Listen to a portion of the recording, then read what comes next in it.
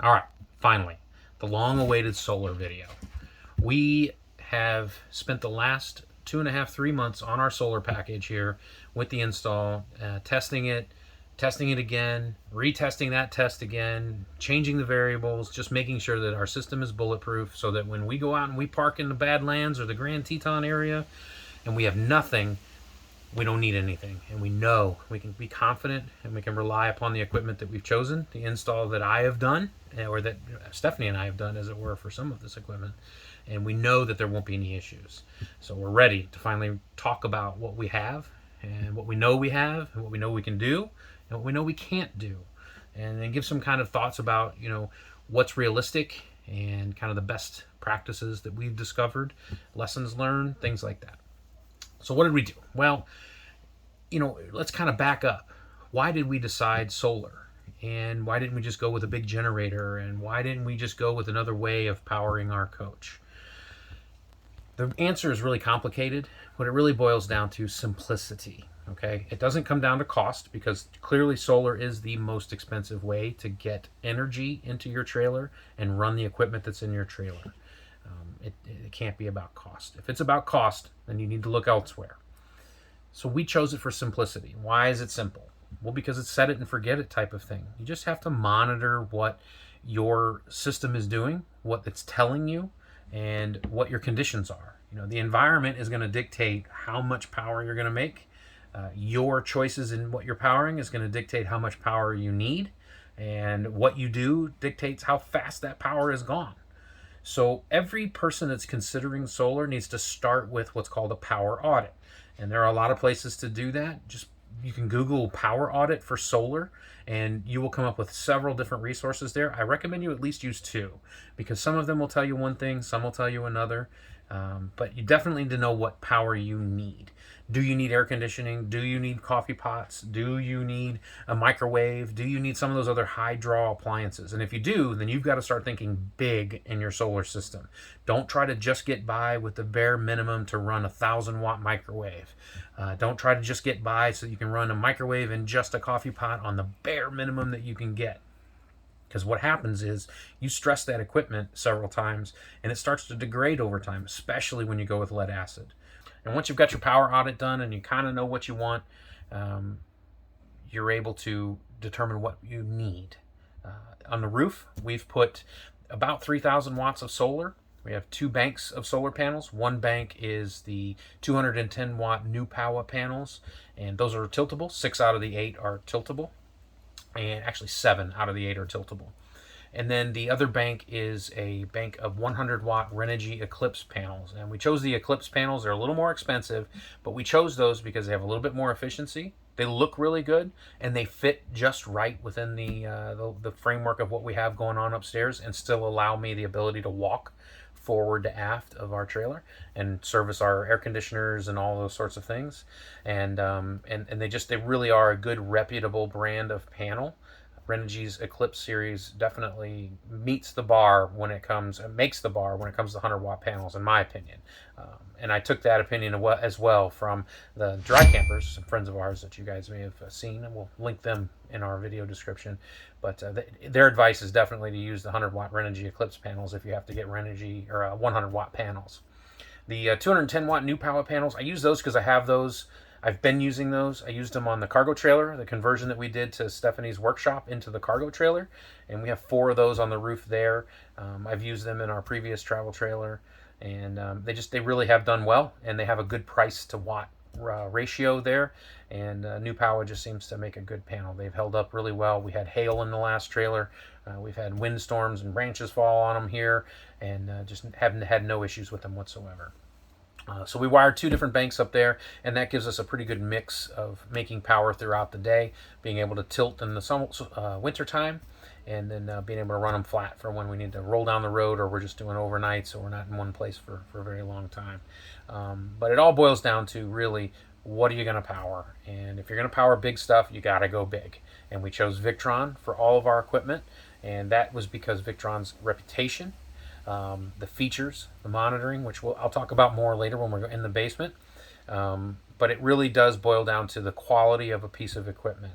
Sure, there are cheaper brands out there, and they are less expensive brands, not cheaper. I don't want to kind of admonish other brands. There are other brands of equipment that work just as well.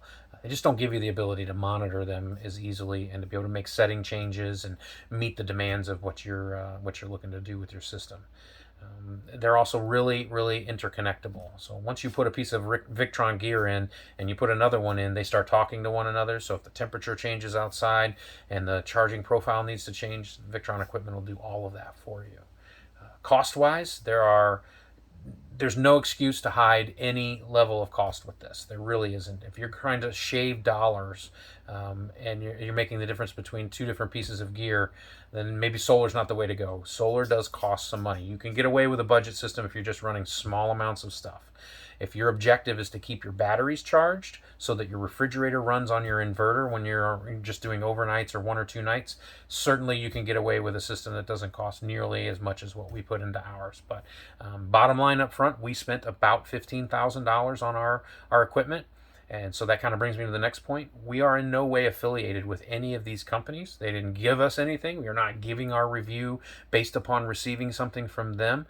This is an honest review. If I didn't like it, it was out of this trailer. And honestly, I've done so much research and I've watched so many YouTube videos, and I just made these decisions based upon what other people's experiences are. So I'm looking to add to that experience to the equipment we chose.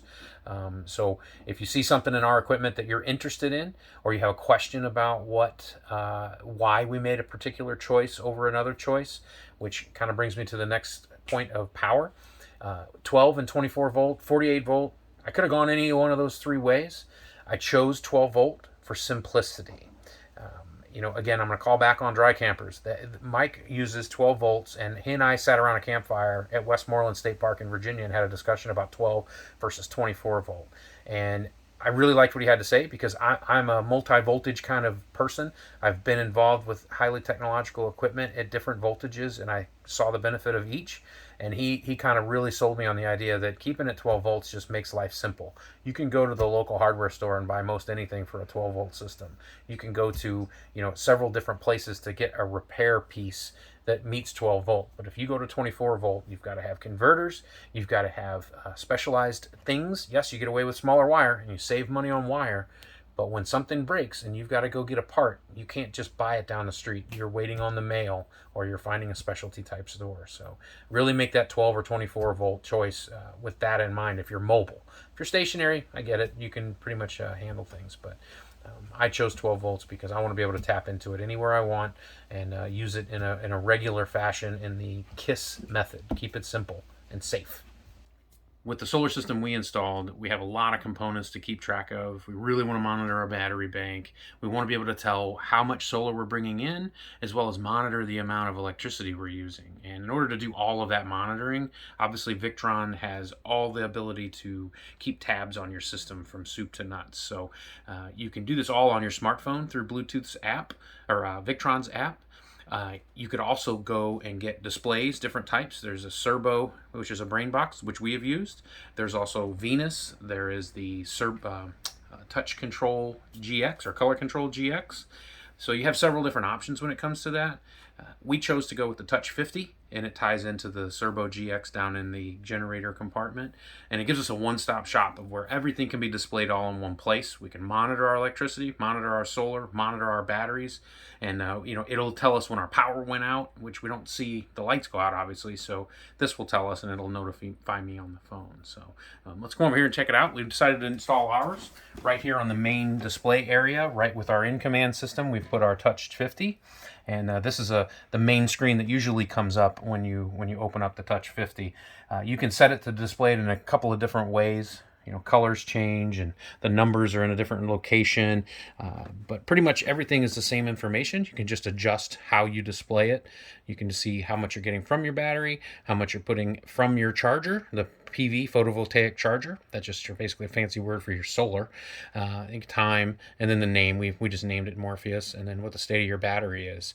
And if you go back here, it shows you what your AC loads are, again, your charger and your DC system from there, and how much input you're getting from the grid. We tend to keep it on this screen right here, just because this screen gives us kind of the best overall interpretation. You can see the little ant colonies marching back and forth to tell you where your electricity is coming from, where it's going, and what the overall status is of your inverters as well. So highly recommend going with a Touch 50. But like I said, if you need to save the bucks, this option here is very optional. You could just use your cell phone and then later on down the road add this to it. It does require an HDMI cable and a USB cable, and they have to reach from here all the way to the generator compartment. The cables that come with it are pretty long. They're like 8 or 10 feet long. I'm not exactly sure. But that wasn't enough to reach our generator compartment. So I used extensions, and you have to use high quality extensions because you're sending a lot of information across these lines. So be sure and spend the money on a really nice set of HDMI extension and USB extension, and you'll be much happier. All right, so we're going to fly up onto the roof using the drone. Picked the windiest day, and it was a tough environment to fly in, so bear with me here as we maneuver our way. You can also see how crowded this site really is with trees, the overhanging shadowing that's taking place. We're not harvesting a lot of solar in this location, but to get 900 watts on average per day, as a steady continuous output for several hours is pretty impressive for this array. So you can see the tilted panels we have here. Those are the 210 watt new power panels, and then the flat mounted panels that I have there are the Renogy Eclipse panels. Had to pretty much Tetris and Lego everything into place to make it work out. We have room for 2 more 100 watt panels at the back of the roof. I didn't add those because I wanted a landing space for me to be able to bring tools up on the roof and things of that nature. In this sequence here, you can see just how dirty the panels get from the detritus and the debris that falls on our trailer daily. We have to clean the panels, and it increases our output frequently, but it's a project to keep up with. Here's the overhead shot, and in here you can see on the right side there, you can see all of that space that we have next to the ladder. I really like having that space. It's nice to be able to bring the tool up the tool bag up the top of the ladder and just set it down and have space to get on and off the ladder and not have to worry about it. But I do have the extra panels if I want to add them in. I think 3,000 watts is plenty for us right now, and I'll keep these other panels just for replacements should something go wrong. Planning a layout like this is pretty tough. It started with a shot kind of like this, a wide open shot of the roof, and I just took measurements and then compared them to the panels that I could fit in. Took some planning, printed the picture many times, took a lot of measurements, but in the end it worked out, and it works great for us. If you want any advice on that, hit me up. I'm happy to help out. And from here, we'll go ahead and we'll proceed on to the next section. Our system, right here in the generator bay, it's a lot of blue, so this is overwhelming when you first look at it. There's quite a bit going on here. So we'll break this down kind of simple, but I'm not going to get real techie on everything, because if you really need the technological side of it, I'm not the guy to go to. I can give you kind of the layman's view of it because I understand it that way, but I can tell you everything that we put into this bay is pretty much what you would want to run your coach no matter what happens to you. Whether the power goes out, it gets hot, it gets cold, whatever have you. We can run air conditioners, we can run heaters, we can run pretty much everything. The only thing we can't do is turn all 3 ACs on at once and make a pot of coffee. So we'd have to hook up our little Honda generator to do that. Not really a bad thing, but just something to kind of keep in mind. While we do have a lot going on here, we still do have limitations. All right, you really have 2 types of power in your coach. And generally people think of power as just power, but what you really need to understand is that your coach uses AC power from the grid. Okay, the grid is just the power system. Whatever local power company provides you power to the pole you plug into at your RV park or wherever you are, that's the AC side of things. Okay, when you put AC into a coach without any of this gear, chances are you really only have one option to run a refrigerator, or you have a very limited amount of options to be able to run other things in your coach that aren't just lights or the water pump. Maybe a USB outlet, not sure. However, in our system, we converted from not being able to really power much to be able to power everything, because we can take the AC power away and use DC power. Battery banks are DC. Okay, they hold power in the form of DC electricity, and you feed that electricity into inverters, and the inverters convert that into AC back into the trailer. Okay, so I hope that kind of makes sense. We have 2 sources of power, DC or AC. When you don't have AC to plug into, you've got to make it. These allow you to make it from DC. So, okay. We have 8 Battleborn batteries. These are the standard 100 amp hour Battleborn batteries. While Battleborn rates these at 100 amp hour, they guarantee them at 100 amp hour, chances are each of these batteries has a lot more than 100, well, not a lot, they have a bit more than 100 amp hours. I've done the calculations on ours, and we're on an average of about 106 to 107 amp hours on each of these batteries. So really, I'm just going with an 800 amp hour battery bank is my standard, knowing that I have just a little bit more than that. And then we go into here into the distribution system. This is the Lynx distribution system from Victron. It starts with a power in, it goes into the shunt, and the shunt is just kind of a funky word for a monitor. This tells you what your batteries are doing. It tells you how much DC has been taken out of your batteries and how much DC has been put back into them. So that's what allows you to know how long you can last on your batteries. And then we go into the distributor, right? So don't think about this as a power in. I'll kind of get into that a little bit. The distributor, you see the light here, has the ability to have fuses in here. And you can monitor the fuses if one of them blows. So our fusing that we've used here is strictly for the inverters and high load, high current devices. So if one of these blows, we know that we've lost an inverter or we've lost something else that's pretty high power. I used the power in because it's about $75 cheaper, and it's the exact same device if you add about $5 worth of hardware. There's YouTube videos on that, there are blog posts. Just Google converting Lynx power in to distributor and you'll see everything you need to see. But we use the power in for our solar charging. So both of our solar chargers are wired into this, and they feed back into our battery bank with the shunt keeping a tab on that. Okay, so we've gone from the battery bank, which is wired 2 sets of 4 batteries. They're all wired in parallel, but 2 banks of 4. We chose to do it that way because you get a little bit better equalization between all the batteries. It's not so much to try and charge across 8 batteries that way. Charging across 4 is already a hard enough challenge, so we've chosen to do that with 2 banks of 4. So we go from our battery bank into our power in, across the distribution, and out to our devices. We have inverters 1 and 2. Inverter 1 powers leg 1 of our coach, and inverter 2 powers leg 2 of our coach. Why did we choose 2 inverters? There's a lot of reasons for that. Number 1 being we need to power the entire trailer. Now you can get away with that with a Multi Plus 2. The Multi Plus 2 will it'll be just 1 unit and it will power both legs of the coach, but you're still limited to the same power output that one of these puts out. One of these will run 1 air conditioner and just about nothing else, unless you have an Easy Start, which we have Easy Starts on all of our air conditioners. So if we use 2 of these, we can power 2 air conditioners. The boys can have an air conditioner going, and we can have an air conditioner going. Now our battery bank will only last about 4 or 5 hours that way, but if your air conditioner is cycling on and off and you're pulling in some solar, you're doing real well, okay? So, inverter 1, inverter 2 powers each leg of the coach, and that way we have what's called split phase, which means we can power the entire rig all at one time. There's no limit to the amount of power that we're putting out because both of these share one neutral in the trailer. If these were running in parallel or running in opposition to each other or separately from one another, the neutral is still shared in the trailer and you might have an overcurrent situation on the neutral line. So we got to run these in split phase. At least that's our choice, to run them in split phase to minimize that possibility. All right, inverters are done. Now we have solar charge controllers. These are very big solar charge controllers because we have a huge solar array up on top of the trailer. We chose the 150-100s because the limitation on wattage is pretty high on those. You can get up to about 1,600 watts, 15 to 1,600 watts on these here.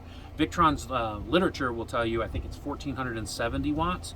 We over-paneled a little bit on each of these because generally you're not going to see 100% output on any given day on a solar array. And if you did, with the wattage being higher, these are just going to clip that extra power off. Those times that happen are going to be very rare. So we wanted to maximize the amount of solar we have on the roof and take advantage of as much of it as we possibly can with these chargers. So that's why we went with these. And these are wired with 1/0 wire. So we went with really low loss wire going into our battery bank. It's really overkill. You'll find that the things that I do are done in an overkill manner. It's because I don't want to come back here and deal with this. I don't want to come in here and wonder if one of my wires is burnt up or if I'm overheating a wire and losing power that way. By over wiring and using larger than necessary cable, I minimize voltage losses. I minimize the potential for failure later on. Yeah, it costs a little bit more, weighs a little bit more, but the peace of mind can't be put a price on that. So. All right, so we bring in our solar from the roof into these two solar charge controllers. Each of them is wired into our main bus bar, and then that power goes back into our battery bank. On any given day here, with all the shading and the trees we have all around us, we're pulling in about 800, 900 watts at any given time once we've tilted the panels, which you'll see in a separate segment of the video. All right. All that power coming from the roof goes through a switch disconnect. Midnight Solar makes this tiny little box. It's called, ironically, the Big Baby Box. And this is the disconnects. So one of the things you have to be aware of with solar is you need to be able to cut off the power coming from the roof in order to do service on this stuff, to do any repair or maintenance or anything like that you might have to do. Now, the issue is that the voltage coming from the roof is typically higher than most breakers are rated for, DC breakers anyway.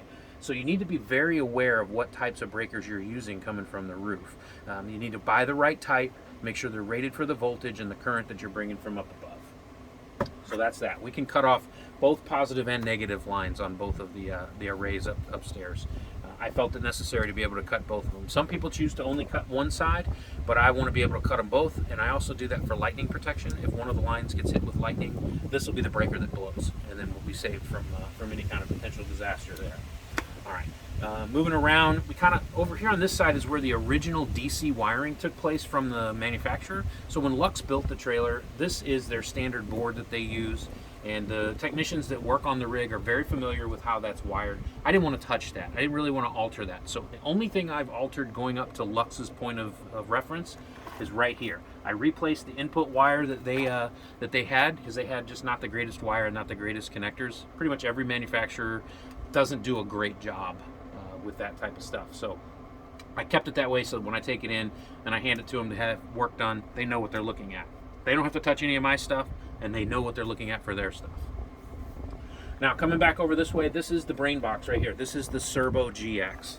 This is what brings all of the information that we're sending around from all of these devices into one location and then feeds it out to that panel, to the Touch 50 that we talked about. That particular device there cannot be overstated in its value. It is unbelievably great at giving you a very good, concise picture of what you need to know when you're monitoring your system. Now, there are ways to do it without monitoring. You don't have to buy blue and go with all the monitoring necessary. I'm a kind of a techie guy when it comes to that, so I like to look at those things and I like to see what's there, because I can start to see a problem. If one of my solar panel arrays goes down, I can start to see their degrading values before that happens. If one of the inverters is having an issue, I can start to see where leg 1 or leg 2 is having a problem, and we can take care of an issue before it arises just because we knew the information. I'm also able to do analysis, right? So like my solar panel being tilted, all I did up there was tilt panels, and I can see at a ready reference, because of that device, how much more of a percentage of output I'm getting from my solar panels. So I definitely highly recommend a GX device of some sort. It doesn't have to be the Servo, but the Servo does have some of the best connections. I also use temperature monitors, so I have a temperature monitor up here, which it feeds into the Servo, and then the Servo has a relay output. And relay output is just a way for you to switch a switch on and off. And based upon the temperature, I can switch a switch on. And while not installed presently, I'll have a separate video for that one later on. I'm going to put a cooling fan from this side over here and a cooling fan on this side over here. One will intake cool air or warm air if I need to, if it's getting cold, and the other one will exhaust hot air or exhaust the cold air. And what that does is it ensures that the multi-pluses, which generate a ton of heat and they vent out the top, will be able to get rid of that heat and be able to draw in cooler air. Now, being that we're in a large compartment like this, we're going to have a lot less of an issue with heat buildup, a lot less of an issue. The Coast Guard's doing a flyover for us today, folks. The heat issue will be less of a problem for us because we have such a volume of air in here. But we want to make sure we don't cause more of a problem than we had, or we could have. So we're going to install that system that ties into the relay of the Servo GX to protect all of our equipment down in this bay. Yeah, aside from that, all the cabling in here is 4-aught cabling. Like I said before, overkill. It makes sure that there is no issue with power going from one place to another. Another common thing that you need to do once you've installed a system like this is you've got to check these connections. You've got to check them every so often because vibrations and going down the road will cause these to loosen up over time. And if you loosen up over time, you get a hot connection here, and the temperature connector here for the battery will detect that you've got a hot temperature going on in your battery, and you don't want that. But that is another benefit of being able to monitor, is you'll be able to tell if you've got a loose connection, because you start getting a heat up condition with the battery bank. We've strapped down our batteries with just a blue strap that we found on Amazon and some bracketry that we fabricated from a local hardware store. That keeps everything locked into one spot. And we also have a little bit more storage in here, so we can put things in here like camp chairs and things of that nature. And it made it really easy for us to use this bay, and I didn't have to take any storage space up inside our basement, and I didn't have to take down the basement wall to try and do it all behind the wall. There are some amazing installs and installers that do that type of work, just like the Dry Campers. They're some friends of ours that, if you guys haven't checked their channel out, you've got to check them out. I get a lot of inspiration out of Mike and Leanna, just the way that they build things that can't be broken, and that's the idea, and I really like that. And we know them personally. They're very good friends of ours. Check them out if you want to see a way to install things behind the basement wall inside the basement of a trailer. We chose against that just for the simple fact that I don't have the time and the equipment to be able to do the right install the right way, and I would never want to do it the wrong way, as well as we're using the area behind the basement wall for some other storage of things that we want to make sure stay out of sight, out of mind, as well as just in a convenient spot. So that's why we went with it inside the generator bay. We will never have a generator in this trailer other than the portable that we carry inside Blue. Blue will carry a tiny little Honda generator that allows us to fire that third AC up, or it'll give us enough juice to recharge our batteries. And with these two giant charging inverters here, plus our solar, we can recharge 800 amp hours worth of batteries in a really, really short amount of time. So that's pretty convenient for us, and it makes less for us to have to carry. Some folks talk about the offset of weight, right? So the generator that would have been in this compartment weighed about 600 pounds or so. The equipment that I installed in here, ironically, weighs about 530 pounds. There's a whole lot more stuff in here, but we saved about 70 pounds overall by going with the solar setup here, vice the generator, right? That doesn't really make a big difference because the cost of this is a significantly larger amount than it was for the generator. There's our flyover again. Hey guys. Coast Guard base right near. We fly all the time through here, so it's good. I get a free air show all the time. So yeah, we chose to go with this not to save weight, really. It really wasn't the driving factor. It really was with the flexibility, the quiet power, and not having to deal with generator issues, right? Maintenance on a generator, the fuel you have to carry for the generator. We still carry a little bit of fuel, but only for a little Honda generator that lasts forever. So that's pretty much it in the front bay. Some folks have brought up some issues with security. So we run a Ring security camera system here. We also run a Ring sensor system here.